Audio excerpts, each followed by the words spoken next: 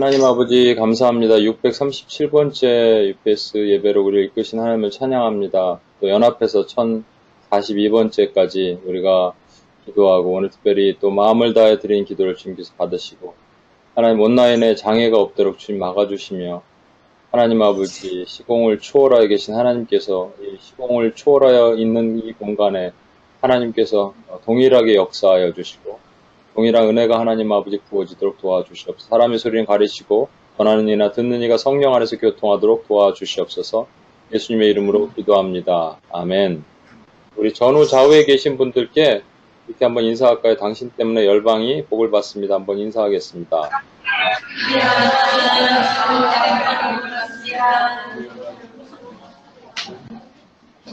예, 죄송합니다. 이게 지금 제가 뭘 건드렸는지 모르겠지만,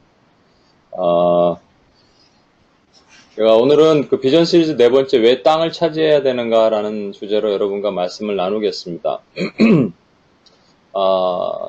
여러분 주변에 잘 되는 사람들 보면 부럽죠? 형통한 사람들이 분명히 있습니다. 왜 이렇게 저렇게 잘 될까? 세상 사람들은 도대체 무슨 길을 받아서 저렇게 될까라고 얘기하지만 우리는 그게 아닌 건 알지만 왜 저 사람은 저렇게 형통할까라는 생각을 할 때가 있어요. 특별히 이제 좋은 집 이런 거 받은 사람들 보면 갑자기 부자가 되는 사람들 보면 그런 생각이 들 때가 있죠. 여러분도 읽으신 분들 있을 거예요. 재벌 아버지 나의 하나님이란 책을 쓴 이은태 목사님이라고 있습니다. 뉴질랜드에 계시거든요, 이분이요. 근데 뉴질랜드에 갈 때 이미 가난한 신학생이었고 돈 한 푼 없는 알거지였어요. 거기에 어찌 도피하다시피 갔는데 그곳에서 하나님께서 그냥 열어주셔서 지금 현재 100 밀리언 정도 되는 그 2개 큰 빌딩, 다운타운에 있는 큰 빌딩을 소유하고 있습니다. 그 빌딩을 지금 현재 선교센터로 활용하고 있어요. 그래서 선교사들이, 선교단체가 들어오면, 우리가 UPS가 아마 거기 있었으면 어플라이 하면 됐을 거예요. 들어오면 가장 저렴한 가격으로 입주를 할 수 있게 해주고, 그러니까 전체가 선교단체로 운영되고 청소년 사역을 열심히 하고 있는 분입니다. 근데 이분의 책을 읽다 보면 정말 이게 진짜일까? 정말 이런 일이 있을까? 그러니까 말도 안 되는 땅을 갖다가 돈도 안 되는데 부동산이랑 보러 가서 리얼터랑 보러 갔는데 돈이 하나도 없는데 리얼터는 돈이 있는 줄 알고 데려간 거죠. 그러고 나서 그냥 믿음으로 선포했는데 땅 주인이 그냥 가져가라고 말도 안 되는 얘기입니다. 하여튼 그런 식으로 해갖고 이 뉴질랜드의 큰 빌딩 맨하탄의 2개 그 큰 트윈타워를 여러분 UPS가 받았다 이러면 믿겠습니까? 세상 사람 믿을까요? 그런데 이 책을 읽는 사람들의 공통적인 생각은 이런 생각을 한다는 것이죠. 도대체 어떻게 하면 나도 이렇게 될 수 있을까? 어떤 방법을 하면 이것을 얻을 수 있을까? 라는 것이죠. 이분이 가끔 한국에 오시거든요. 그러면 이제 집회를 하면 여러 군데 그냥 거의 매일같이 에브리데이 집회를 합니다. 그러면 수많은 사람들이 몰려든대요. 간증을 듣기 위해서. 근데 가장 많이 관심을 갖는 분들이 누구일까요, 여러분? 목회자들이. 신학생들이. 나도 어떻게 하면 저렇게 할 수 있을까? 나도 어떻게 하면 빌딩을 세워서 선교센터를 세울 수 있을까? 사실은 저도 그 비법이 궁금해요. 우리 오랫동안 맨하탄의 하나님 선교센터, 얼바인 미션 센터를 주십시오라고 기도하고 있는데 이게 왜 안 열릴까? 내가 무엇을 잘못해? 통상 이럴 때는 내가 무엇을 잘못해서 이럴까? 뭐가 하나님 앞에 죄져서 이럴까? 이런 생각이 들 때도 있잖아요. 여러분 형통이 안 열릴 때는 그런 마음이 들 수가 있습니다. 개인의 형통도 마찬가지예요. 형통되는 사람들을 보면 부러운데 도대체 저 사람은 무엇을 잘해서 그럴까 보다는 내가 무엇을 못해서 그럴까 이런 생각을 할 때도 있어요. 하나님 우리에게 분명히 복 주시기를 원하십니다. 오해하시면 안 되는 게 이 복이라는 것이 세상에 말하는 부자 되는 건 분명히 아닙니다만 제가 늘 말씀드리지만 벤츠가 있고 옛날 그 차 티코가 있다면 벤츠를 타는 것은 우리가 세상에 말하는 부예요. 잘 되는 거예요. 근데 하나님 말하는 잘 되는 것은 티코를 타더라도 신호가 안 막히는 거예요. 그죠? 벤츠는 가는 곳마다 막힌다면 티코는 가는 곳마다 열린다는 것이죠. 그래서 prosperity는 성경이 말하는 prosperity는 기복신앙을 말하는 것이 아니고 형통을 말하는 겁니다. 신명기에도 이렇게 공짜로 준다는 말씀이 있어요, 여러분. 신명기 6장 10절에서 11절 말씀. 내 하나님 여호와께서 내 조상 아브라함과 이삭과 야곱을 향하여 내게 주라고 맹세하신 땅으로 너를 들어가게 하시고 내가 건축하지 아니한 크고 아름다운 성읍을 얻게 하시며 내가 채우지 아니한 아름다운 물건이 가득한 집을 얻게 하시며 내가 파지 아니한 우물을 차지하게 하시며 내가 심지 아니한 포도원과 감람나무를 차지하게 하사 내게 배불리 먹게 하실 것이다. 이은태 목사님처럼 가면 빌딩 하나를 주신다는 거예요. 근데 빌딩만 그냥 공짜로 있는 게 아니라 갔더니 가재도구도 다 있어요. 가구도 있어요. 그리고 위에는 우물 대신에 이제 수영장도 있어요.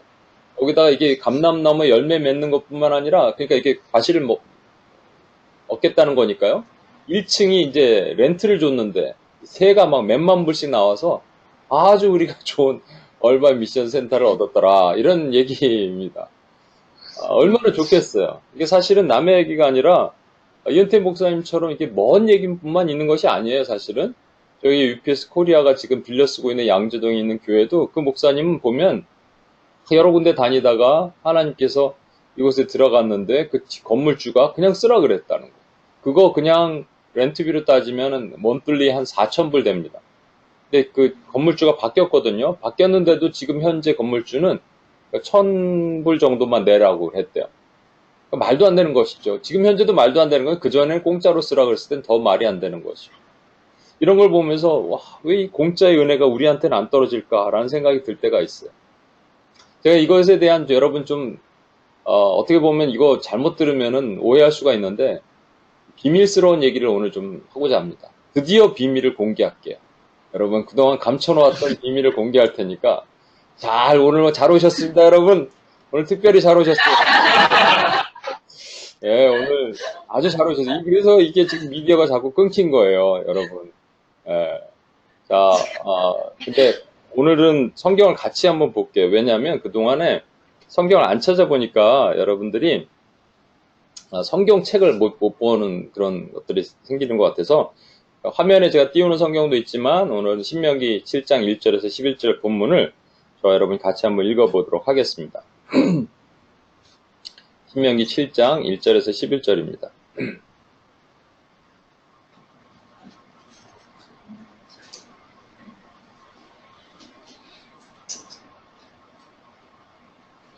찾으셨으면 제가 1절을 읽고 여러분이 2절 읽고 교독하겠습니다. 내 하나님 여호와께서 너를 인도하사 내가 가서 차지할 땅으로 들이시고 내 앞에서 여러 민족, 헷 족속과 기르가스 족속과 아모리 족속과 가나안 족속과 브리스 족속과 히위 족속과 여부스 족속 곧 너보다 많고 힘이 센 7 족속을 쫓아내실 때에 내 하나님 여호와께서 그들을 내게 넘겨 내게 차게 하시리니 그때 너는 그들을 진멸할 것이다. 그들과 어떤 언약도 하지 말 것이요 그들을 불쌍히 여기지도 말 것이며 또 그들과 혼인하지도 말지니 내 딸을 그들의 아들에게 주지 말 것이요 그들의 딸도 내 며느리로 삼지 말 것은 아들을 용서하여 그가 여호와를 떠나고 다른 신들을 섬기게 함으로 여호와께서 너희에게 진노하사 갑자기 너희를 멸하실 것이니라. 오직 너희가 그들에게 행할 것은 이러하니 그들의 제단을 헐며 주상을 깨뜨리며 아세라 목상을 찍으며 조각한 우상들을 불사를 것이니라. 너는 여호와 내 하나님의 성민이라. 내 하나님 여호와께서 세상 만민 중에서 너를 자기 기업의 백성으로 택하셨나니 여호와께서 너를 기뻐하시고 너희를 택하심은 너희가 다른 민족보다 수요가 많기 때문이 아니니라. 너희는 오히려 모든 민족 중에서 가장 적으니라. 여호와께서 다만 너희를 사랑하심으로 말미암아 또는 너희의 조상들에게 하신 맹세를 지키려 하심으로 말미암아 자기의 권능의 손으로 너희를 인도하여 내시되 너희를 그 종되었던 집에서 애굽 왕 바로의 손에서 속량하셨나니 그런즉 너는 알라 오직 내 하나님 여호와는 하나님이시요 신실하신 하나님이시라. 그를 사랑하고 그의 계명을 지키는 자에게는 천대까지 그의 언약을 이행하시며 인애를 베푸시되 그를 미워하는 자에게는 당장에 보응하여 멸하시나니 여호와는 자기를 미워하는 자에게 지체하지 아니하시고 당장에 그에게 보응하시느니라. 같이 11절 읽을게요. 시작. 그런즉 너는 오늘 내가 네게 명하는 명령과 규례와 법도를 지켜 행할지니라. 할지니라. 아멘. 신명기는요, 가나안의 입성을 앞두고 이민 1세대에게 하신 말씀이 아니고, 모세가 한 얘기가 아니고요. 이민 2세대, 그러니까, 이 부모의 세대는 다 죽었어요. 그러니까 출애굽할 때 19살까지는 전쟁을 못 하고요. 20살부터 전쟁을 했으니까 20살 이후의 세대가 다 죽고 나서 그 밑에 또 광야에서 태어난 세대까지 다 포함해서 그들이 이제 가나안으로 들어갈 것인데 가나안으로 들어갈 때 너희는 이런 일을 행하라라는 규례가 신명기입니다. 그러니까 1세대에게는 출애굽기, 레위기, 민수기를 읽게 하였다면 2세대에게는 이 신명기를 준 것이죠. 오늘 본문은 그런데 이 7족속에 대해서 무엇을 해야 되는지 두 가지 가르침이 있어요. 근데 첫 번째가 뭐냐면 불쌍히 여기지 말고 다 진멸하라 라는 거예요. 2절 다시 한번 보세요. 내 하나님 여호와께서 그들을 내게 넘겨 내게 치게 하시리니 그때 너는 그들을 진멸할 것이라. 그들과 어떤 언약도 하지 말 것이요 그들을 불쌍히 여기지도 말 것이며. 그리고 두 번째 또 하나 하지 말라는 것이 혼합하지 말라고 말씀하십니다. 3절 보세요. 또 그들과 혼인하지도 말지니 내 딸을 그들의 아들에게 주지도 말 것이요 그들의 딸도 내 며느리로 삼지 말 것은. 두 가지 하지 말라 그랬죠. 그러니까 진멸하라고 말씀하시고 남겨두지 불쌍히 여기지 말라고 말씀하시고 그리고 두 번째는 혼인하지 말라. 그러니까 혼합하지 섞이지 말라는 것이죠. 이것에 대해서 세상의 사람들은 하나님의 잔인성을 얘기를 합니다. 하나님이 악한 왕이다, 악한 신이다. 어떻게 잔인하게 그렇게 진멸하라고 말할 수 있냐, 사람이 사람을 이라고 이게 표현하기도 합니다. 또 인본주의 학자들은 이게 그런 뜻은 아니고 하나님께서 그냥 그들과 그들 시스템 밑으로 들어가지 마라 정도이지 정말 죽이라는 뜻은 아니다라고 얘기하지만 정말 죽이라는 말씀이었어요. 정말 죽여야 되는데 다 못 죽여서 그들과 혼인하게 되고 그들이 올무가 되고 그렇게 되었단 말이죠. 그러면 그냥 놔뒀을 때 어떠한 문제가 되는지 4절을 한번 보세요. 7장 4절입니다. 그가 내 아들을 유혹하여 그가 여호와를 떠나고 다른 신들을 섬기게 함으로 여호와께서 너희에게 진노하사 갑자기 너희를 멸하실 것임이라. 그러니까 내버려 두면 어떻게 되냐면 남겨둔 사람들이 그들을 유혹해서 그들이 섬기는 신을 섬기게 된다. 그래서 들어가서 모든 제단을 헐며 우상을 깨뜨리고 그 다음에 아세라상을 찍고 그리고 조각한 신들을 부숴라, 불살라 버려라 라고 주님께서 말씀하신 겁니다. 이 7족속의 기원을 좀 알아야 되는데요. 가나안의 7족속은요. 원래 그들이 어떻게 거기 살았는지는 정확하게 모르지만 하나님께서 아브라함을 구원해 내실 때 아브라함과 약속하실 때 이렇게 얘기하세요. 너희 후손들이 있는데 너희 후손들이 지금 애굽으로 가서 400년 동안 살다가 돌아와서 이 가나안 땅으로 들어가게 될 거야. 그런데 가나안 땅으로 들어가게 되면 그 땅에 이 악한 족속들이 있어 라고 말씀하시는 거예요. 창세기 15장 16절 말씀입니다. 이 말씀 같이 한번 읽어볼까요? 내 자손은 시작. 내 자손은 사내망의 인간으로 돌아오리니 이는 아모리 족속의 죄악이 아직 가득 차지 아니함이라 하시더니. 예, 아모리 족속이라고 말하는 것은 가나안의 7족속을 대표하는 그러니까 7족속의 죄악이 아직 차지 않았다라고 말씀하시는 거예요. 그러니까 7족속의 죄악이 찰 때까지 주님 기다리시는 겁니다. 어떻게 보면.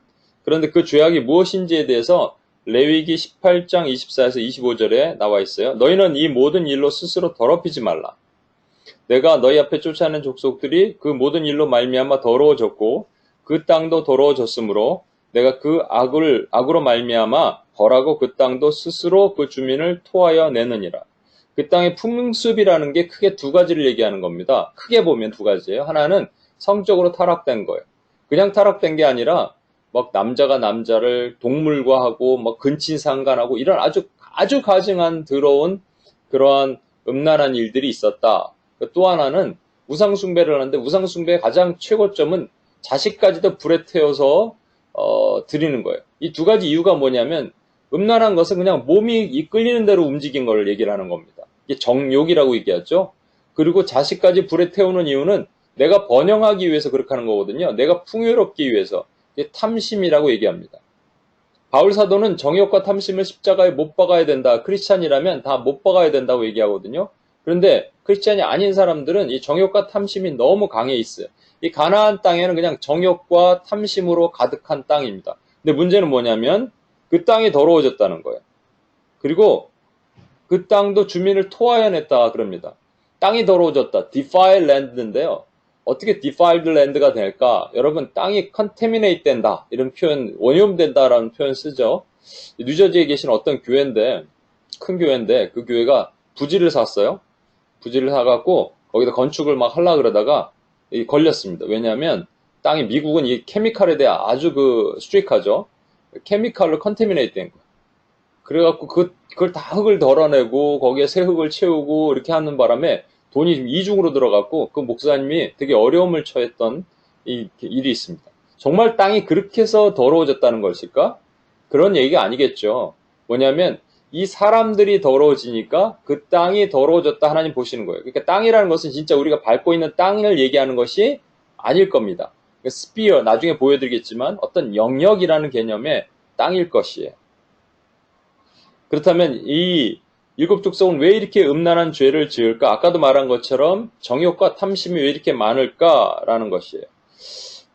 이것을 우리가 보면서 하나님께서 보시기에 정욕과 탐심이 많은 이 일곱 족속을 모두 진멸하라 이렇게 말씀하실 수 있는 것입니다.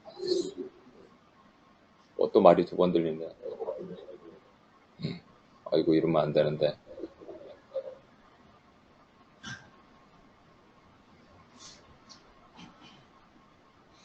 또 여러분 잠깐 뮤트를 하고 필요할 때 열겠습니다. 뭐 얘기하다 말았죠? 이게 지금 하나님께서 일곱 족속을 다 몰아내라 그러는데 사실은 엄밀히 말하면요, 일곱 족속도 아니에요. 그 족속의 정확한 수는 또 열 족속 정도 됩니다. 근데 물론 가나안 그 지역에 이스라엘 서편에 살고 있었던 그 나라들이 또 일곱일 수도 있고, 또 다른 확대를 하면 열 족속일 수도 있어요.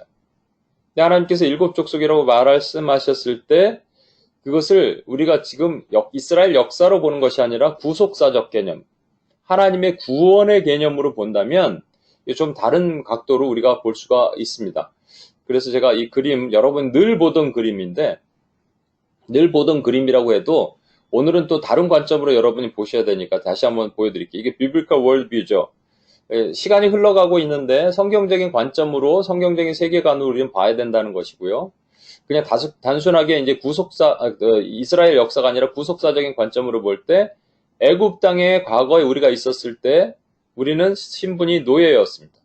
근데 홍해를 건너서 광야로 건너온 순간 우리는 하나님의 자녀가 되죠. 그리고 가나안으로 들어갈 때는 우리가 뭐가 되냐면, 원래 하나님이 부르실 때부터 애굽에서부터 나의 군대라 그러셨거든요. 그러니까 군사된 자녀, 군대가 됩니다. 근데 우리 이 아이덴티티를 갖고 있는데, 애굽에서는 바로가 우리를 붙잡고 있었고요. 광야에서는 잘 나가는데 후미에서 처지면 뒤통수를 치는 아말렉이 있었단 말이죠. 근데 가나안에 뭐가 있냐면, 일곱 족속이 있습니다. 애굽에 있는 바로, 광야에 있는 아말렉, 가나안에 있는 일곱 족속 다 똑같은 놈입니다. 영적인 개념으로 말하면 이게 마귀와 그의 세력들이에요. 악의 세력들이에요. 근데 가나안은 왜 특히 일곱 족속이라고 표현하셨을까라는 것을 우리가 좀 주목하게 되는 것이죠. 그래서 우리 성경 한번 마태복음 12장 43절에서 45절도 한번 찾아볼게요. 마태복음 12장 43에서 45절을 갑자기 왜 또 두 번씩 들릴까요? 한번 여러분 찾아서 한번 읽어보겠습니다.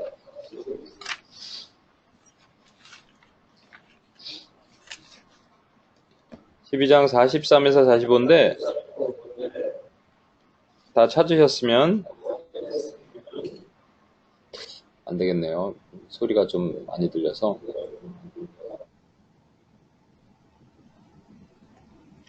제가 읽을 테니까 한번 보세요.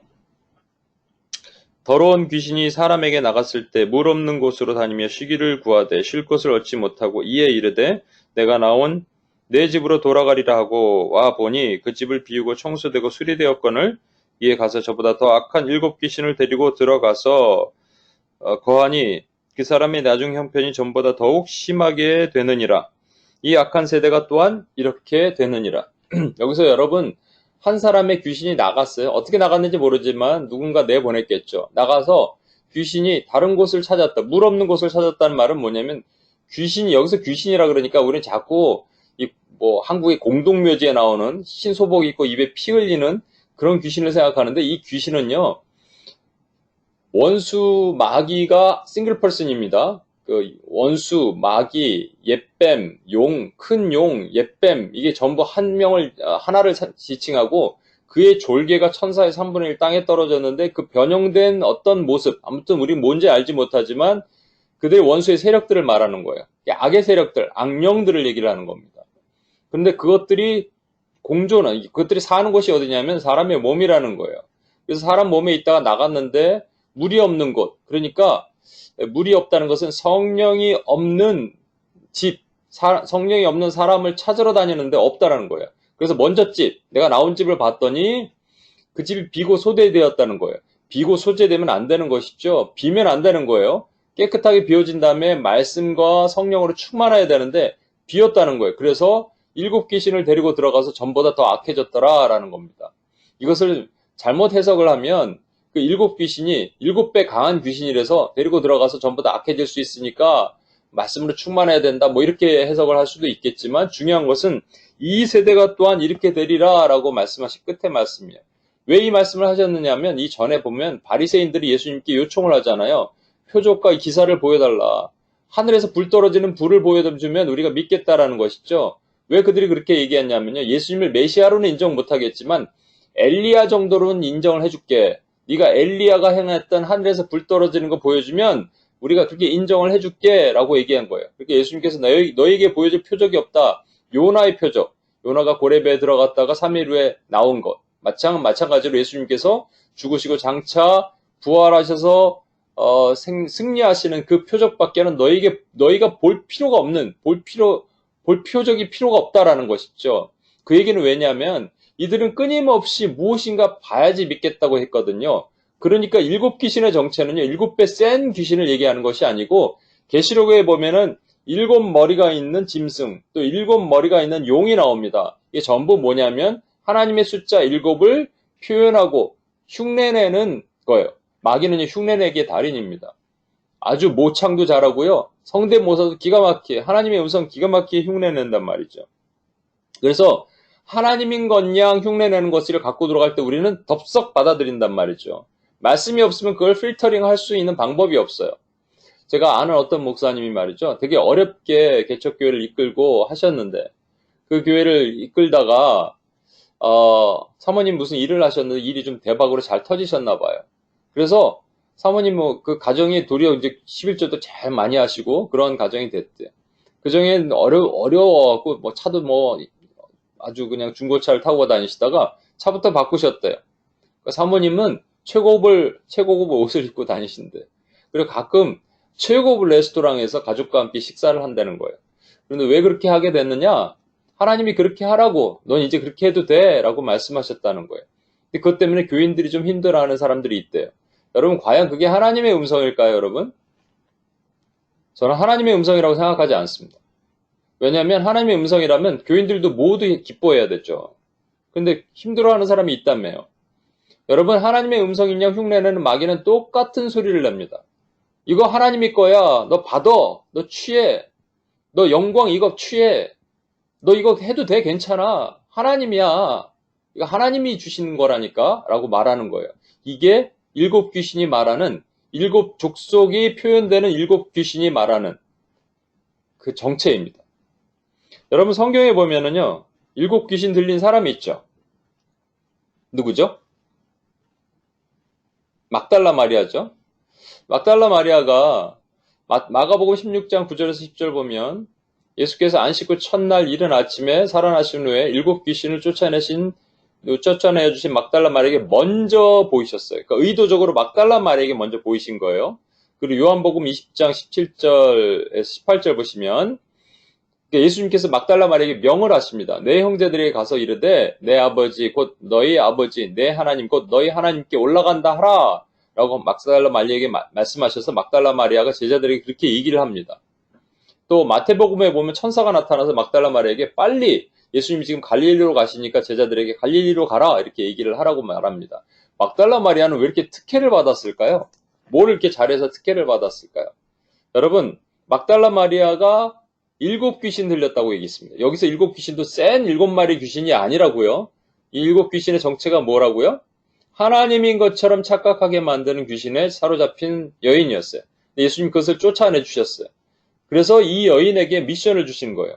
너는 지금 벌벌 떨고 있는, 문 걸어 잠그고 있는 제자들에게 가라. 그게 뭐냐면 오늘날로 말하면 교회입니다. 지금 두려워 떨고 있는데 한때 정말 가나안을 막 점령하고 이렇게 했어야 될 사람들인데 어디 있냐면 지금 광야에 있는 거예요. 광야에 있으면 안 되거든요. 광야에 있는 그들에게 가서 네가 떨지 말라. 내가 하나님을 만났다라고 말하라는 거예요. 그러면서 나의 경험을 얘기해 주라는 것이죠. 무슨 경험이냐면 내가 알아요. 아, 당신이 갖고 있었던 그거 하나님 아니에요. 그거 하나님의 음성 아니에요. 하나님이 주신 복이 아니에요. 하나님이 주신 영광이 아니에요. 라고 분명히 얘기할 수 있어야 된다는 것이죠. 그걸 경험했던 사람이니까. 그 무당 출신의 박애녹 목사님이라고 있습니다. 이분 간증 참 재밌어요. 나중에 한번 들어보세요. 근데 이분이 이렇게 간증할 수 있었던 거, 영적 실체는 진짜입니다 얘기할 수 있는 게 뭐냐면 자기가 경험했거든요. 그래서 이분의 영적 전쟁 강의가 너무 아주 리얼한 거예요. 이번에 태국 갔을 때 케냐에 계시는 케냐에 어떤 신학교가 있는데 거기에 케냐 신학교입니다. 케냐 신학교인데 거기에 유일한 한국분의 이 학장으로 계신 분이 한국분이에요. 김철수 교수님이라고 선교학교에 되게 유명한 분인데 이분이 과거에 자기 간증을 하시는데 이 분이 뭐였냐면 철수도사였대. 이 자녀를 그냥 부모가 맡긴 거예요. 이렇게 철수도사에게 딱 맡겨서 그래서 그 양부가 뭐냐면은 보살인 거죠. 뭐 이게 뭐 대법사 뭐 이런 정도 되는 사람한테 맡겨갖고 그 무당이 될 뻔한 사람이 돌아왔어요.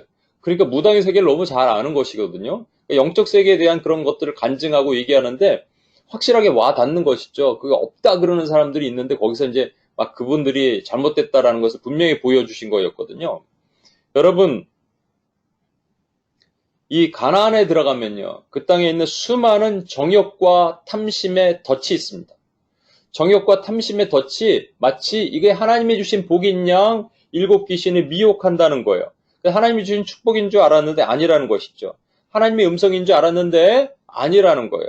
그래서 그런 것들과 혼합되지 말도록 격파해야 된다. 가서 부숴야 된다. 주님 말씀하시는 거예요. 그래서 혼합되지 마라. 섞이지 마라. 타협하지 마라. 그것을 혼인이라고 말한 겁니다. 거기 가나안 땅에 들어가면 뭐 하지 말라고요? 혼인하지 말라는 거예요. 그런데 혼인하지 말라 그러면 혼인하지 말라 하기 전에 한 가지 하지 말라 그러신 것이 있었죠. 뭐였냐면 불쌍히 여기지 말라, 진멸하라자는 거예요. 그렇죠? 그러니까 우리가 혼인하지 않을 수는 있어요. 우리가 가나안 땅으로 들어갔습니다. 세상으로 들어갔어요. 들어갔더니 온갖 화려한 것들이 있는데 그곳에서 우리에게 사탕 발림으로 주는 정욕과 탐심이 하나님의 복인 양 흉내내서 들어오는 것들을 우리가 다 혼인하지 않을 수 있어요. 걸러낼 수 있어요. 그런데 진멸하라는데 진멸은 어떻게 하나요? 그럼 이렇게 해야 돼요. 여러분 우리가 당장 그 세상으로 들어가서 유튜브의 채널을 박살내야 돼. 방송국 다 까부셔야 돼. 미디어로 흘러나오는 모든 사악한 영화사 들어가서 방망이를 들고 다 부숴야 돼. 그리고 술집들 다 파괴해야 돼. 폭탄을 설치해서 다 폭탄을 하던 우리 UPS 멤버들이 하나씩 다 들어가서 맨하탄에 들어가갖고 폭탄을 설치해갖고 다 폭파시켜야 돼. 카지노, 로또 다 없애버려야 돼. 그래서 우리가 그냥 기동대 이렇게 복면을 쓰고 들어가서 다 그런 일을 해야 될까요? 진멸 어떻게 해야 될까요, 여러분? 보세요. 혼인하지 말라는 걸 할 수 있어요. 근데 진멸하라니까요? 그럼 진멸을 우리가 어떻게 할 수 있냐고요? 아까 땅이 오염된다는 프로세스를 땅이 오염된다고 말씀하셨는데 그 오염되는 프로세스를 제가 보여드릴게요. 이 말씀 로마서 12장 2절 말씀 너희는 이 세대를 본받지 말고 오직 마음을 새롭게 함으로 변화를 받아 하나님이 선하시고 기뻐하시고 온전한 뜻이 무엇인지 분별하도록 하라 라는 말씀에 여러분 우리가 이렇게 있죠. 근데 이 세상에 안목의 정욕, 육신의 정욕, 이생의 자랑 이것도 마침 정욕과 탐심이에요. 한마디로 그냥 표현하면 그렇게 되면 결국 우리가 어떻게 되냐면 이렇게 변질된다는 거예요. 그렇죠? 그러니까 이렇게 통과되면 이것을 우리가 지킬 수 있다니까요. 자 보세요. 악한 세상이 있는데 이 사람이 악한 세상으로 들어갔다 빠지면 이렇게 변합니다. 이게 뭐가 있냐면 일곱 귀신이 있는 거예요. 일곱 귀신이 있으면 나도 모르는 사이에 귀신이 돼버렸어. 이렇게 된다는 거예요. 자, 땅의 오염 과정을 그래서 한번 보여드릴게요. 여기 사람이 있습니다. 이 사람이 있는데 이 개인이죠. 근데 뱀이 지금 칭칭 감고 있어요. 그렇게 되면 개인의 죄악을 짓게 되죠. 개인의 죄악을 짓게 되는 것들이 모여 있으면 집단의 죄악이 되고, 집단의 죄악을 어떤 사람이 또 영향을 받아서 또 개인의 죄악을 짓게 되죠. 이 집단의 죄악을 뭐라고 얘기하냐면 이것이 defiled land예요. 오염된 땅이란 말입니다. 더럽힌 땅이에요. 그리고 요 영역을 요걸 뭐라고 얘기하냐면 영어로 스피어라고, 우리가 영역이라고 얘기하는 거예요. 그러니까 먼저 스피어가 오염되려면, 그 영역이 오염되려면 미디어 영역, 정치 영역, 경제 영역, 사회 영역, 문화 영역, 교육 영역, 이런 영역들이 오염되려면 개인이 먼저 오염돼야 됩니다. 개인이 먼저 뱀에 징징징 감고 있는 뱀의 그 정욕과 탐심으로 묶여서 죽어야 돼요. 죽어가야 돼요. 그런 사람들이 모여 있으면 그 땅은 이렇게 바뀌는 겁니다. 이해하시겠습니까, 여러분? 제가 이걸 조금 더 설명드릴게요. 예수님께서, 예수님이, 죄송합니다. 그, 출애굽할 때, 요런 여정으로 이동합니다. 고센 땅으로 출발해서 쭉 내려와서, 이제 가나안으로 바로 이렇게 들어가면 되는 건데, 하나님께서 먼저 이제 시내산에서 율법을 제정해 주시고, 제사 드리는 법을 알려주셨어요. 그래서 이렇게 돌아가서 가데스 바네아에서 12명의 정탐꾼을 보냈는데 10명이 엉뚱한 정탐 보고를 하는 바람에 그들은 삥삥삥 돕니다. 삥 돌다가 결국은 이제 가나안으로 들어가게 되는데 이미 2세대가 들어가게 되죠. 들어가서 첫 번째 만나는 성이 여기 잘 보이신지 모르겠는데 여리고라는 성이에요. 여러분, 예수님 때도 보면 여기 이 위에가 갈릴리고 밑에가 사이에 있는데 밑에 옆에 보면 예루살렘이 있죠. 위에서 예루살렘까지 쭉 내려오려면 이렇게 내려오면 되는데 이렇게 안 내려왔어요. 어떻게 내려왔냐면 이렇게 해서 이렇게 내려왔습니다. 그 이유가 뭘까요? 바로 사마리아가 있기 때문이에요. 사마리아를 개처럼 취급했던 유대인들이 이 사마리아를 통과하기를 너무 싫어했거든요. 근데 예수님이 이 공생애의 3년 반 사역의 마지막 일주일이 성경에는 되게 길게 기록되어 있습니다. 그 일주일이 길어서 여러분들은 이게 일주일인가 착각할 텐데 그게 매우 길게 기록되어 있는데 그 일주일의 첫 번째 내려오시는 길이 예수님이 이렇게 내려오셔서 사마리아 살짝 거쳤다가 베레아 거쳤다가 그리고 여리고로 들어가시는 거예요. 그러니까 요단강을 건너서 여리고로 들어가시죠. 근데 그 모습이 마치 그 옛날 여호수아의 군대가 여리고를 들어가는 이 프로세스와 너무나 동일한 거예요.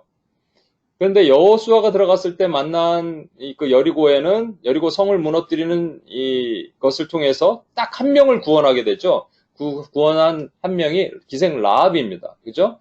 그 수많은 사람들이 아니고 딱 한 명이에요. 그 중요한 한 명입니다. 그렇다면 예수님께서 여리고 들어가셨을 때 첫 번째로 만나서 구원한 사람이 누구냐면 바디메오입니다. 디메오의 아들이란 말이에요. 이름도 없는 사람이에요. 그가 막 소리 질렀을 때 예수님이 그를 불쌍히 여기서 구원하셨는데 이 두 가지를 비교해 보십시오. 여리고 성도 사람들이 소리를 질러서 성이 무너지고 바디메오도 그가 소리 질러서 그의 견고한 눈에 보이지 않는 진들이 무너지게 되는 것이죠. 그렇다면 중요한 건 뭐냐면 수많은 사람들을 동시다발로 아까 그 영역, 스피어라는 것을 구원하시는 게 아니에요. 집단 구원이 아니고요. 한 명을 구원하셔서 그들이 있는 곳이 변화되게 만드신 거예요. 여러분 아까 보세요. 한 사람이 있는데 한 사람이 뱀의 영향, 음란의 영향을 받아요. 그런데 그 사람이 또 다른 사람의 영향을 주고 그래서 포로를 막 돌려보다 보니까 음란의 영에 막 계속적으로 공격을 받고 죄성은 또 악해지고 세상의 풍조는 삼박자가 딱 맞아떨어지면요. 그 사람들이 모여있는 한 20%, 30% 그런 사람들이 모여있다면 그 영역은 악한 겁니다. 그 땅은 악한 거예요. 그 땅은 defile 된 거예요. 오염된 땅이란 말이에요. 그쵸? 근데 그 시작점은 분명히 한 사람이죠. 그러니까 여러분 우리가 동시다발로 그 땅의 영역이 바뀔 수는 없는 거예요. 우리가 영역 기도를 할 때도 그래서 그런 거예요. 영역 기도를 하지만 그 땅에 있는 귀신이 한꺼번에 떠나진 않습니다. 그렇지만 누군가 회개하고 누군가 돌아오고 누군가 썸바리가 회개하고 돌아오게 만들어지는 것이죠. 그건 누군가지만 anyone이지만 우리가 아는 사람들도 있잖아요. 아닌 사람들도 구원할 수 있잖아요. 그렇게 되면 성경은 뭐라고 말씀하시냐면 그 땅에 있는 일곱 족속을 몰아내면 이것이 일곱 족속이라는 개념이죠. 아까 일곱 족속을 몰아내는 개념을 무슨 뭐 진짜 우리가 미디어를 파괴하고 술집을 다 불타르고 이렇게 하는 것이 아니라 영적인 일곱 족속을 몰아내면 그 다음에 우리에게 뭐가 온다고요? 오늘 비법 알려드린다고 얘기했잖아요. 잘 오셨다고 얘기했잖아요. 이게 그 개념이 뭐냐면 이런 거예요. 자, 제가 이 화면을 좀 닫아야 되겠네요. 사람이 먼저 강한 자를 결박하지 않고야 어떻게 그 강한 자의 집에 들어가 그 세간을 늑탈하겠느냐. 결박한 후에야 그 집을 늑탈하리라. 여기서 늑탈이라는 것은 가져 빼오는 것이죠. 그러니까 여기 보면 a strong man이 있어요. 강한 자가 있어요. 근데 강한 자가 갖고 있는 his property가 있어요. 그런데 어떤 anyone이 가서, 저와 여러분이죠. 군대죠. 가서 그 strong man이 잡고 있는 his property를 가져와야 된다. 늑탈을 할 수 있다는 얘기예요. 근데 마태복음 12장 29절에는 그냥 할 수 있는 것 같지만 사실은 누가복음 11장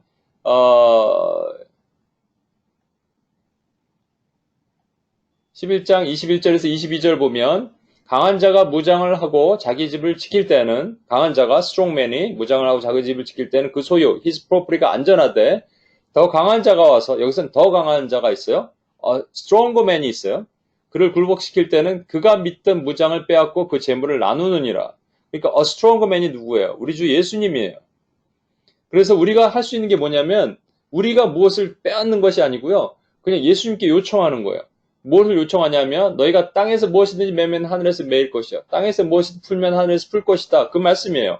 그것을 헬라어로 데오, 묶는다, 바인드 한단 말이에요.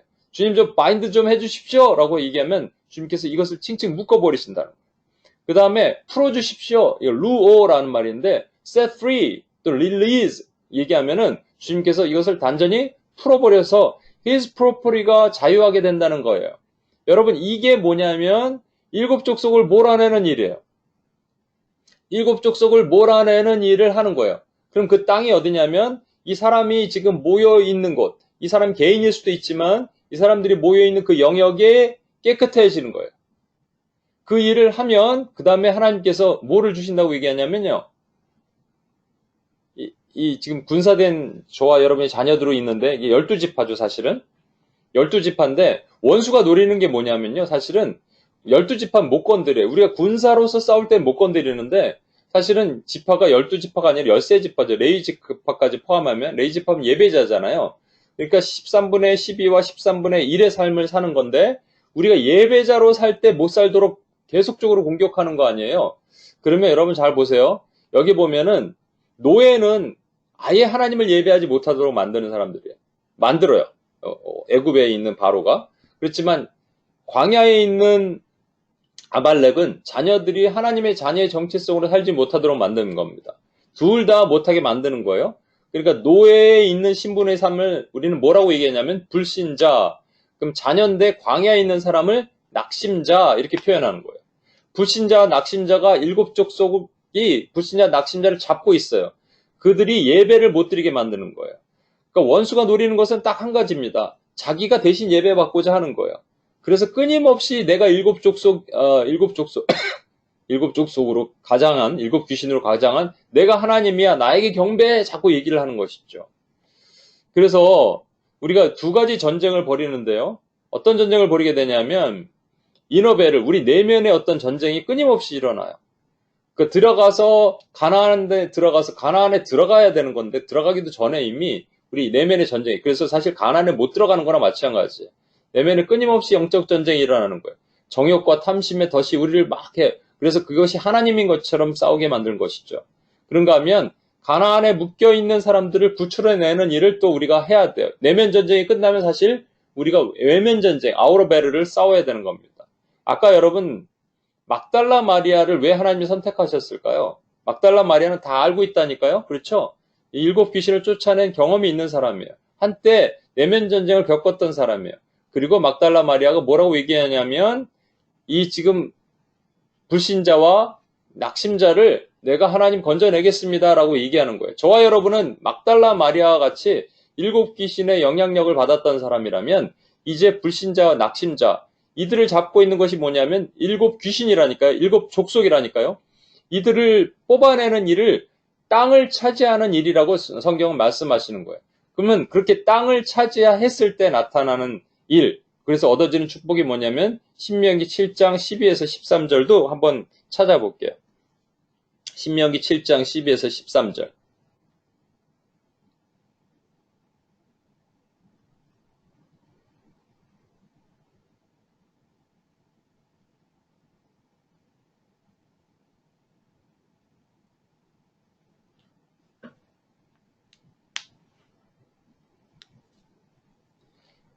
제가 읽겠습니다. 너희가 이 모든 법도를 듣고 지켜 행하면 내 하나님 여호와께서 내 조상들에게 맹세하신 언약을 지켜 내게 인애를 베풀 것이라.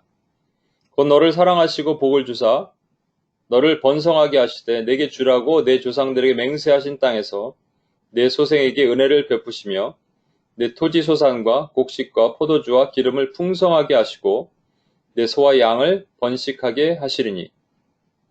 여러분, 그 11절까지 오늘 본문이었죠. 그래서 이렇게 쫓아내라, 그리고 혼인하지 말라, 쫓아내라, 진멸하라. 그 다음에 주신 말씀이 뭐예요? 복 주시겠다는 거예요. 번성하게 하시겠다는 거예요. 이렇게 우리가 그토록 원하는 것.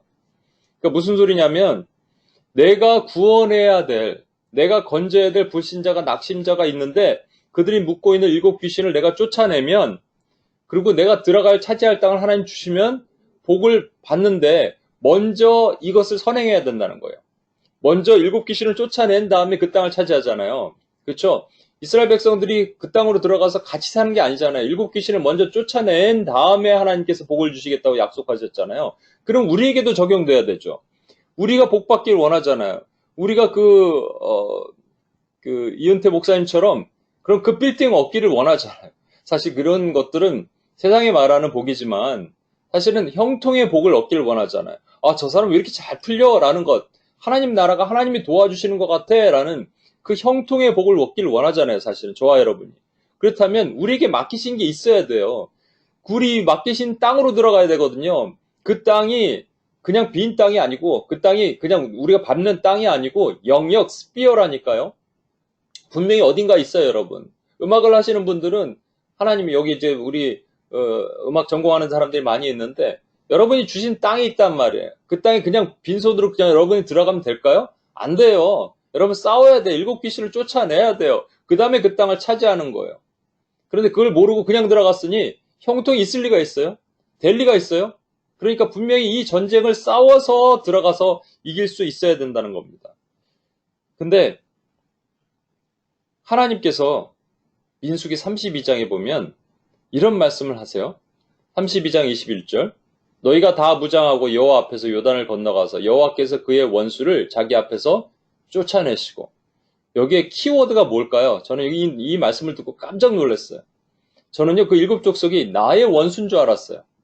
내 원수 아니면 잡고 있는 그 영혼을 잡고 있는 일곱 족속이니까, 일곱 귀신이니까 그 사람의 원수라고 생각했지만 그게 아니고 하나님의 원수라는 거예요.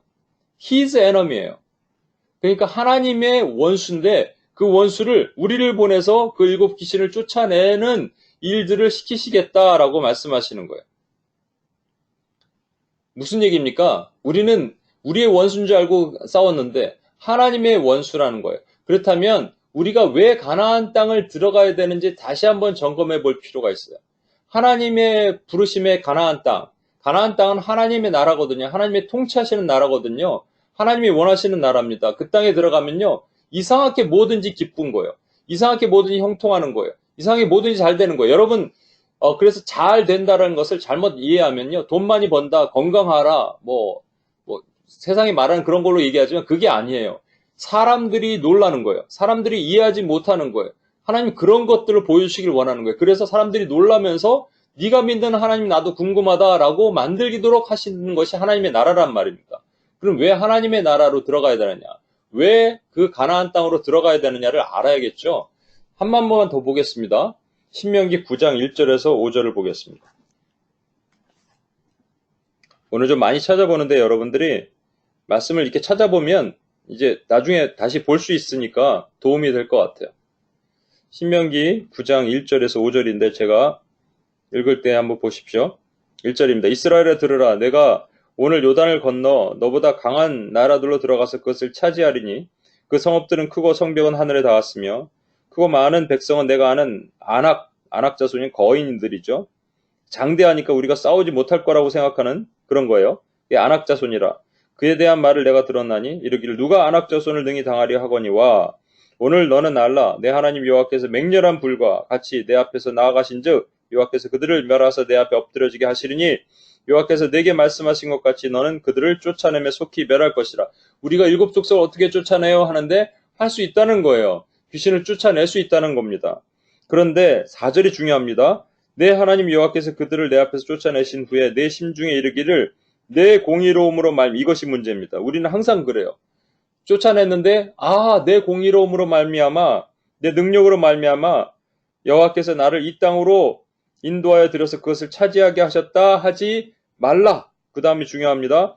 이 민족들의 악함으로 말미암아 여호와께서 그들을 내 앞에서 쫓아내심이라. 5절 내가 가서 그 땅을 차지함은 내 공의로 말미암도 아니며 내 마음이 정직함으로 말미암도 아니요 이 민족들이 악함으로 말미암았다라는 것입니다. 여기서 우리가 착각이 있습니다. 하나님께서 우리를 적과 꿀이 흐르는 땅으로 그냥 보내셔서 잘 먹고 잘 살게 하신다. 이것이 아니고요.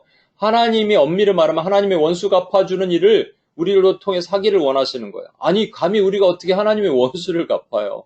말도 안 되는 것이죠. 이거 오해하면 우리가 가서 무슨 능력이 있어서 하나님의 원수를 갚는다. 아까 말한 것처럼 우리는 아무 능력이 없어요. stronger man이 다 일을 해주시는 거예요. 그렇지만 우리의 마음은 그게 아니에요. 우리의 마음은 하나님의 백성이 지금 뱀에 칭칭 감겨서 죽고 있는데 하나님 제가 어떻게라도 해볼 테니까 하나님 가만히 좀 계셔보세요. 저에게 좀 힘을 주시면 저 스스로 기도할 수 없는데 하나님이 힘을 주시면 제가 성령 충만함으로 나가서 저 원수를 잡고 있는 어둠의 권세를 파하겠습니다. 감히 하나님의 땅을 더럽혀요? 이러고 울분을 품고 일어나는 거예요. 그걸 하나님이 원하시는 거예요. 어떤 아들이 있는데 부모의 원수를 갚는다 그랬을 때 원수를 갚아줘 그러면서 아버지가 죽었으면 원수 갚는 일을 해야 되잖아요. 그런데 원수가 잡고 있는 집이 있어요. 저것을 빼앗으면 내가 저 집을 차지하리라. 그렇게 하진 않잖아요. 원수를 갚는 게 목적이잖아요. 우리도 마찬가지입니다, 여러분. 제가 아까 시작할 때 비법을 알려드린다. 빌딩 2개 큰 걸 얻을 수 있는 비법을 알려드린다 했는데 그 비법은 사실은 없어요. 근데 진짜로 확실한 거는 뭐냐면 하나님의 마음을 대변할 수 있는 자로 하나님의 그리스도의 사신이 되어 하나님의 마음을 담아서 저 원수가 장악하고 있는 더럽고 악한 땅을 디파일된 땅을 내가 하나님 되찾아 보겠습니다라고 말할 때 하나님의 마음이 시원해지시는 거예요. 그런 자를 찾고 계시는 거예요. 그게 다윗이잖아요. 다윗은 그렇게 살았잖아요. 근데 왜 우리는 그렇게 못하는가? 사실은 아까 말했잖아요.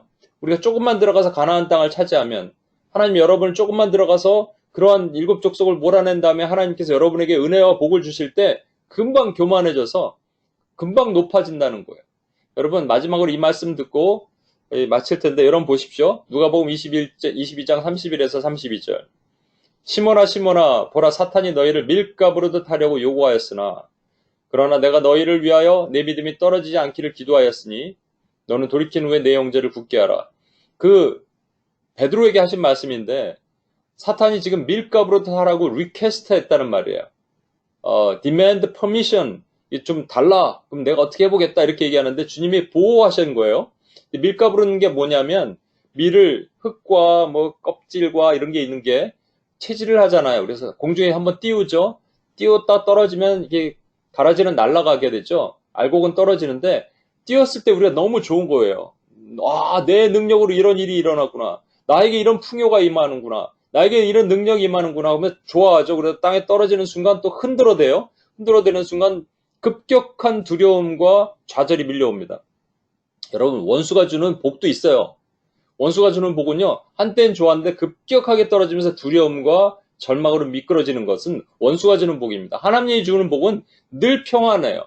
늘 평안한 거. 이 구분을 하셔야 돼요. 원수는 그렇게 밀가부르트 하면서 우리를 결국은 나락으로 떨어뜨려요.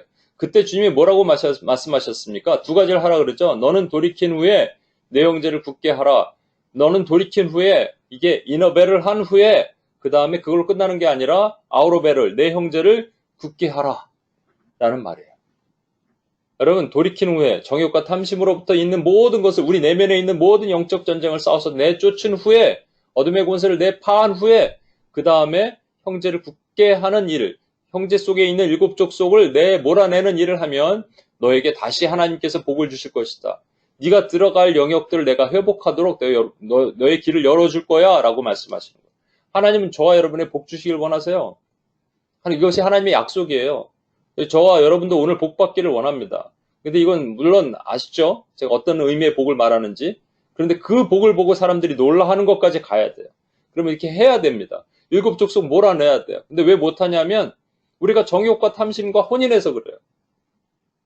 그리고 기도 왜 안 하냐 그러는데 어떤 분이 솔직하게 얘기해 주더라고요. 급한 일 있을 때 막 열심히 기도를 했대요. 근데 급한 일이 지나가고 나니 기도 안 하더라는 거예요. 이게 가나안 들어가면 우리가 일어나는 일입니다. 사실 내 내면의 어려운 문제들 막 이런 것들 주님께 갖고 오죠. 이 문제 해결하면 기도 안 하잖아요. 이게 얼마나 교만한 일이에요. 얼마나 악한 일이에요. 때로는 게을러서 기도 안 하고 때로는 분주해서 기도하지 않고.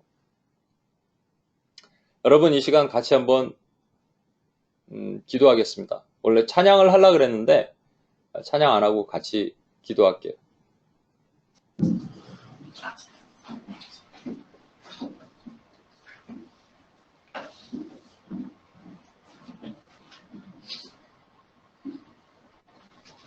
우리 저걸 좀 나눠주시겠어요? 오늘은 작성을 하지 못할 것 같은데 시간이 늦게 돼서 제가 불신자와 낙심자라고 어저께 UPS 코리아에서는 함께 작성을 했습니다. 여러분 집에 가서 한번 작성해 보십시오. 여러분들 얼마나 많은 불신자, 낙심자가 있는지 내 주변에 한번 생각해 보십시오. 그리고 제가 분명히 비밀 같은 일인데요.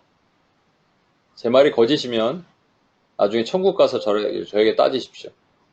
여러분 혹시 삶이 막히십니까? 그렇다면 하나님께서 여러분에게 맡기신 땅이 있어요. 그거 해결하지 않고 다른 거 하려고 그러니까 그런 거예요.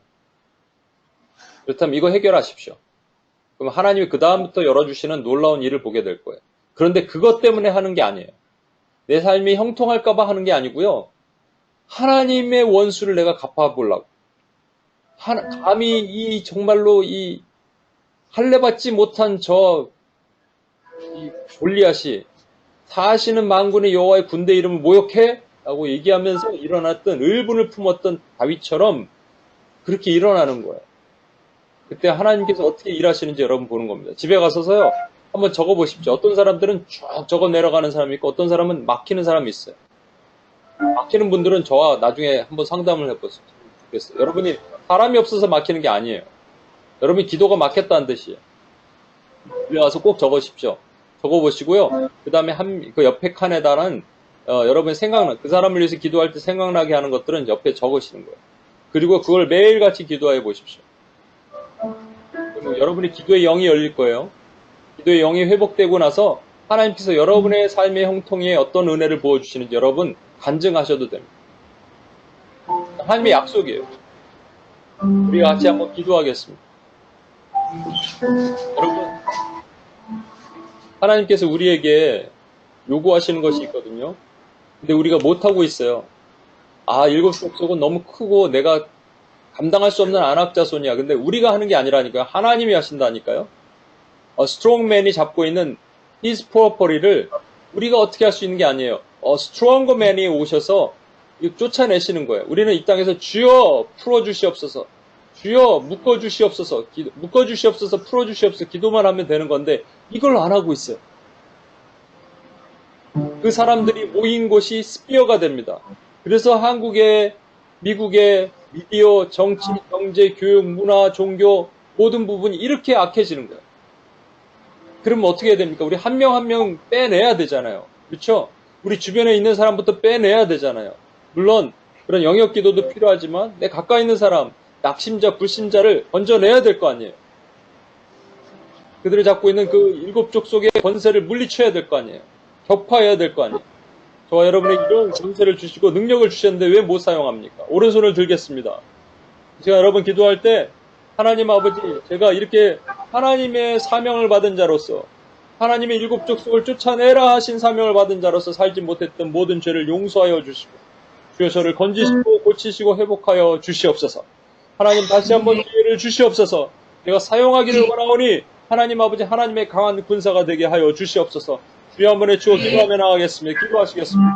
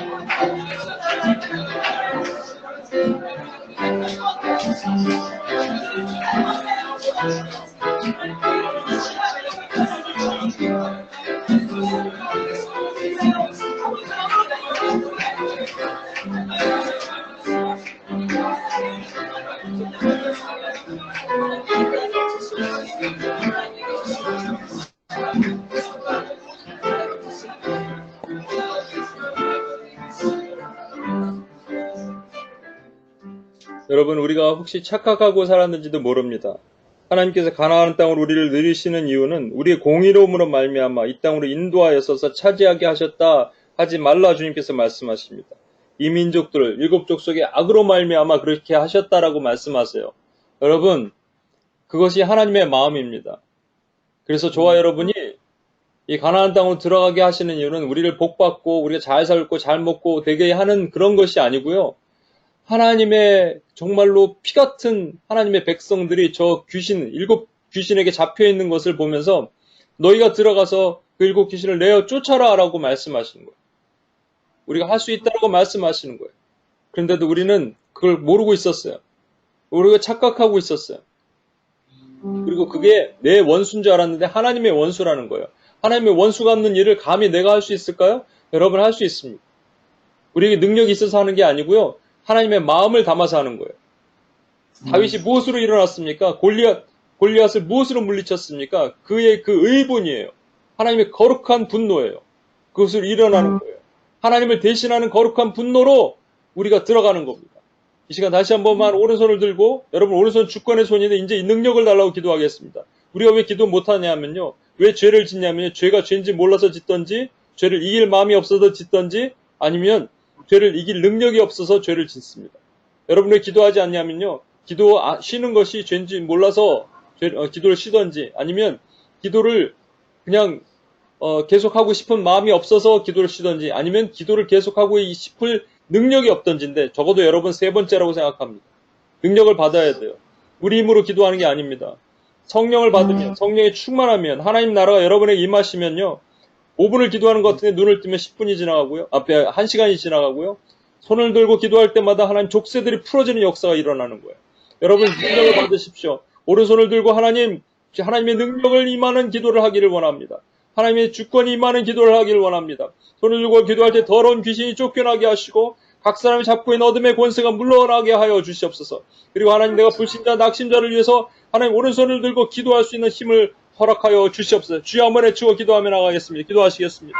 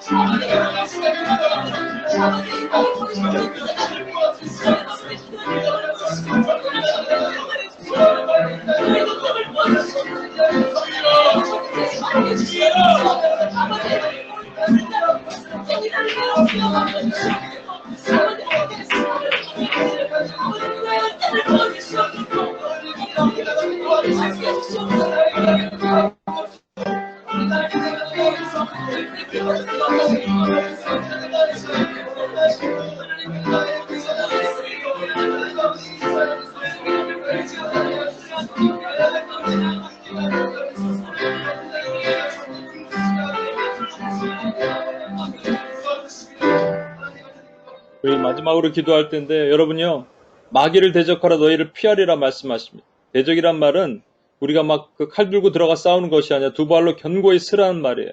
말씀 안에 쓰라는 얘기입니다. 여러분, 우리가 마귀는 끊임없이 우리를 유혹해서 우리 안에도 일곱 귀신의 공격을 받을 수가 있습니다. 그래서 정욕과 탐심으로 그것이 하나님이 껐냐, 하나님의 음성이냐, 너 이거 해도 돼, 괜찮아, 이제는 해도 돼, 이제 좀 누려봐, 이렇게 얘기하는 많은 것들이 있습니다. 이게 하나님의 음성이냐, 하나님의 축복이냐. 근데 아닙니다, 여러분. 그러려면 마귀를 대적하라고 말씀하세요. 그리고 성령으로 충만해야 됩니다. 다시 한번 기도합시다. 오른손을 들고요, 원수 마귀가 호시탐탐 여러분을 들어와서 공격하는 모든 것들, 이너벨을, 너는 돌아선 후에 아우로벨을, 형제를 굳건하라 했기 때문에 먼저 우선순위가 이너벨을이에요. 우리 영혼을 파고 들어와서 우리를 미혹하는 그 일곱 귀신의, 일곱 족속의 모든 더러운 권세가 예수 그리스도 이름 앞에 만천하에 드러나게 하시고, 원수가 격파되게 하시고, 더 이상 나를 미혹하지 못하도록 묶어 주시옵소서. 우리 두 발로 서면서 원수를 대적합시다. 너희 이 더러운 권세들아, 너희 더러운 일곱 족속들아, 너희가 이 꾸며낸 모든 원수의 계계가 이 거짓임을 만천하에 드러났노라. 너희가 행하는 모든 것들은 나를 해방할 수 없음을 예수 그리스도 이름으로 선포하노라. 너희 모든 법체계가 무효화됐음을 예수 그리스도 이름으로 선포하노라. 우리 같이 한번 선포하며 대적하며 주여 한번 외치고 기도하며 나가겠습니다.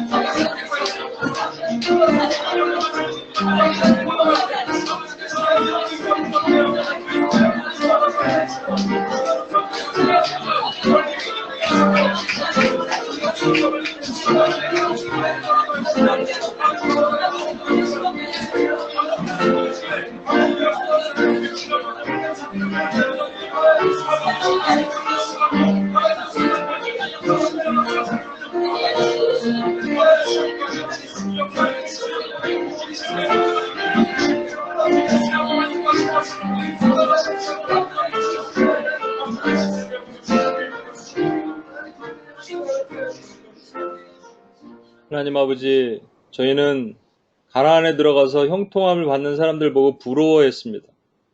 그래서 나도 저렇게 되고 싶다라고 생각을 했습니다. 하지만 정작 우리에게 맡기신 사명은 감당하지 못했고 또 오해하고 살았습니다. 하나님이 원하시는 건 그저 가나안 땅에 들어가서 복받고 많이 누리고 형통하는 것, 우리에게 주신 것 이것이구나라고 생각했지, 하나님께서 그렇게 일곱 족속을 미워하시며 그들을 원수 삼으시고 그렇게 하신 이유가 그들이 잡고 있는 그 오염된 땅이 오염되었다는 그 사실을 우리가 인지하지 못했습니다. 하나님 아버지, 이제 우리로 하여금 맡기신 사명을 포기하지 않게 하시고, 하나님 아버지, 우리 주변에 있는 불신자, 낙심자부터 하나님 아버지 그 일곱 족속에서 해방시킬 때 하나님 그 땅을 해방하시며 그 땅이 다시 그 스피어가 해방되는 역사를 보게 하여 주시옵소서. 그리고 그 사명을 감당하는 우리가 될 수 있도록 주여 도와주시옵소서. 우리를 구원하신 예수님의 이름으로 기도합니다. 아멘.